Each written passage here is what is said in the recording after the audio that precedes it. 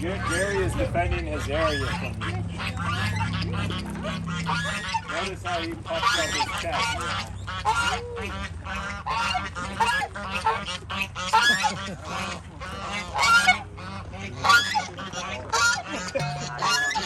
I'm saying all these tours and I've never been invited to go on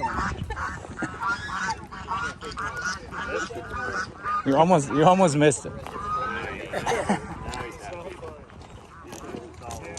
Good enough. You may not bother us anymore. So, if you turn around, it looks like most of y'all came in from the north. You would have already seen our solar ray. So that takes up one of our 3 pastures. We have the pasture north where the solar ray is, this pasture that we're standing on, where we're currently doing some sheep grazing at the other end. And then we have a pasture to our south, all the way down to those trees, not including that house. About 24 acres of land is my family's land. My grandfather, Jack Singer, he's the one that purchased our land.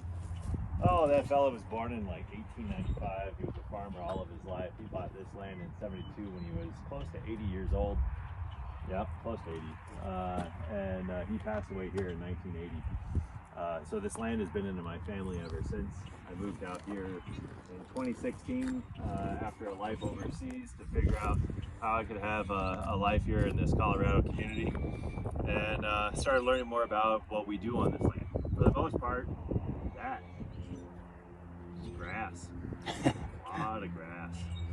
And all you could do with grass is either graze it or hay it. We didn't have animals at the time, so we had land tenants out here that were haying these fields every year.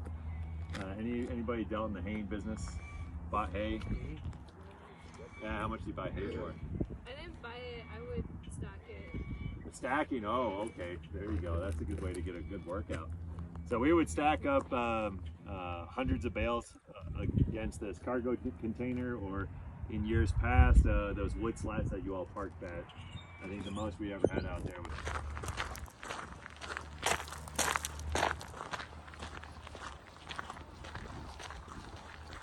Alright friends, so what you see behind me is a 1.2 megawatt DC, 960 kilowatt AC solar array, single axis tracking. What do you all notice immediately about the solar array that might be different from others? Horizontal. High. So it's horizontal right now because it's single axis tracking. It's rotating over the course of the day, and midday it's about flat. It's taller. So the panels are elevated over there where the panels are flat. Is about 8 foot tall. On this to the west, it's about 7.5 feet where we are, and it gets down to about 6.5 feet at the north end of the field. What else do you notice? We got stuff growing up there, yeah. So that makes it agrivoltaics, where we're able to use the space underneath solar panels to grow crops, to have animals, to do some sort of agricultural activity. It's not something that I invented. It came from a German fella back in the 1980s that nobody believed in that it was possible. And then the German government didn't give them money until 2010 to actually attempt it. So the Germans have been trying out agrivoltaics in Germany for just over a decade.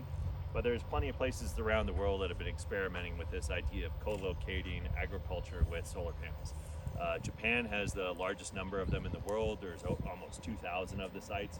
After the Fukushima accident, they knew they needed to have more distributed energy systems. What was the Fukushima? The nuclear power plant that blew up from the tsunami. Okay. So they shut down their nuclear power plants and went over to having a lot of solar. Japan is a geographically small country with a very high population, so a lot of the land moisture there, longer, higher humidity.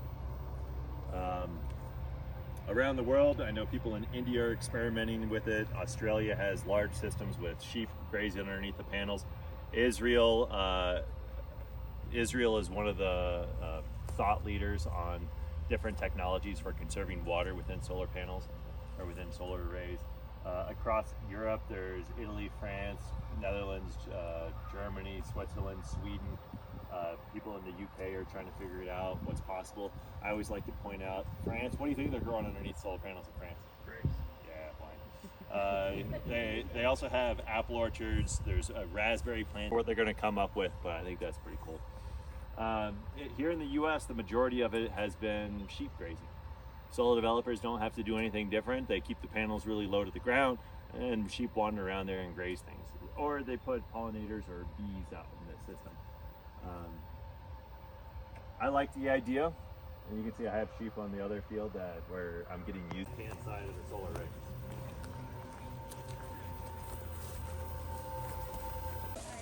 So what I have behind me is a medicinal herb garden. That's a collaboration with Wish Garden Herbs. They're based out of Louisville. They were able to teach us about different types of medicinal herbs that can be used within our system that might grow in other parts of the world that wouldn't typically grow in Colorado.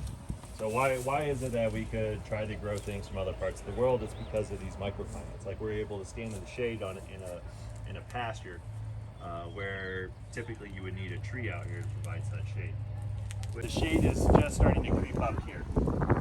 So this means this bed gets morning sun and afternoon shade, whereas this middle bed gets the most sun or the most sun over the course of the day, while this bed just got into sunlight, and so it's mainly going to get afternoon sun.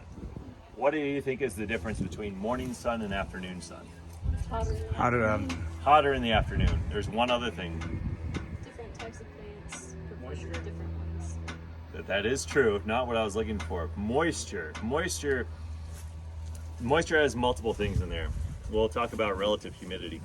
So in the morning, as you were talking about, it was like 35 degrees this morning when I woke up, and it's getting up to 70 degrees. So we can have the crops that will be growing in that side will have the easiest time with temperatures, whereas this side will have the hottest temperatures. During the morning, you also notice that there's a lot more dew on the ground, right? So we have a higher relative humidity than in the afternoon when a lot of it is already burned off. So the relative humidity is lower when this is getting full sun. Relative humidity matters for the plants because when they open up their stomata to take in CO2, they are also releasing water. And if the differential, so if relative humidity is high, the relative humidity in the plant is also high, the differential is not very much. But if it's dry outside, this being dry outside where there's very little humidity, then that differential is a lot. And so then that plant is losing a lot more moisture to be able to be at more of an equilibrium with the outside. So plants that are photosynthesizing in the morning here, they don't lose as much water, so that means they also don't need as much water. Whereas the plants in the afternoon are photosynthesizing I should say they just need more water in the afternoon because they're losing a lot more when they do photosynthesize. That makes sense? Mm-hmm. So within this herbal garden, what we're doing is testing. You can see there's some irrigation lines that are running here. We have all of these plants in this one lane in between these panels duplicated over there, but without irrigation. So we want to see how do these plants, these perennial plants, do with a little bit of irrigation versus none. And then we get to learn more about which bed do they do best in. These plants right here, these are rosemary. It was really cold this winter. We'll see if they actually come back or not. We had bone set over there. The green ones that are popping up down to the south, that's motherwort. These little green ones here, some of my favorites. This is clary sage. That'll start popping up. It makes beautiful flowers over the course of the season. We had some milkweed on this side in the distance, lavender, the lovage and valerian that are green over there popping up. We have catnip, peppermint, a few different types of sages, the oregano and thyme too. So we get to just watch and see how all of these different ones grow. We have a few goji berries and some Korean mint behind you that have yet to wake up. And I have a number of came in. Yeah, so they dump out compost here and then spread it out across as they have time for it. This next section where you see all the straw, this is with one lane, excuse me, getting my terminology right. One lane consists of 3 beds. One lane of like maybe 6 varieties of beans, and then a couple lanes over they'll do the exact same thing.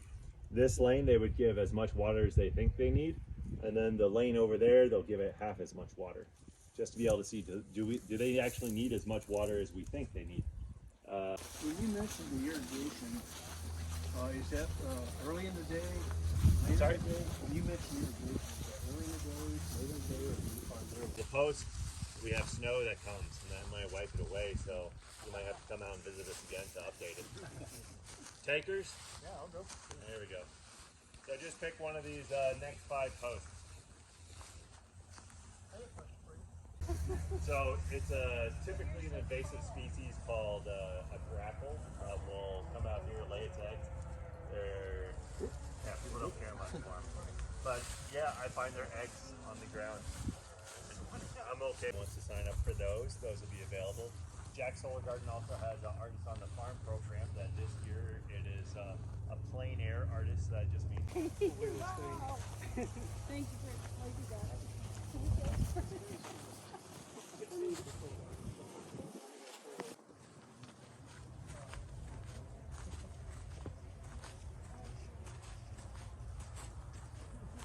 y'all don't mind just stopping right here, take a look at the height of these panels. Now do a 180 and look at the height of the panels behind you. So, and it goes.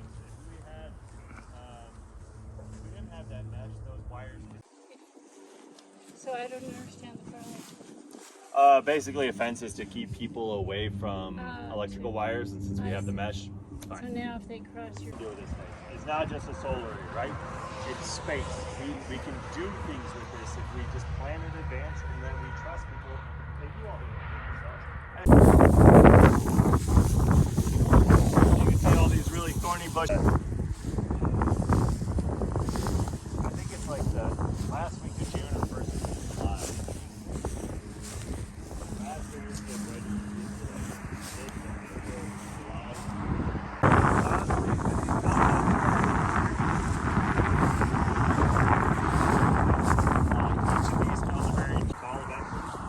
they can produce about 20 to 30 pounds worth of elderberry. And people sell them at $10 a pound. Putting in a lot of berries. The blue flags is one type of strawberry, the yellow flags is another, and then I have a mishmash of flags, which is just another thing of strawberries I ran out of flags. The pink flags are where I'm going to put in gooseberries. Here you can see one of the tiny little strawberry plants right there. It's easier to see them on these yellow ones than it is the others. And then these pink flags down here are where we have raspberries. So we just put those in this weekend. So we'll be learning about over time how well do these different berry bushes do at these different spaces within the solar array. Now, the insurance company tells me this is the most dangerous part of the tour, is walking along this berm. Please do not fall into the water below. the water. Okay.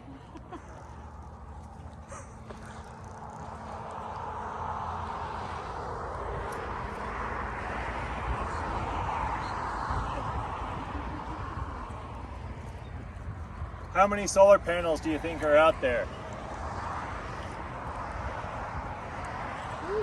Anybody want to count them really quick? 3,200. I got a guess at 3,200. Anybody else? 76 panels. We got a winner up here. That's what I get from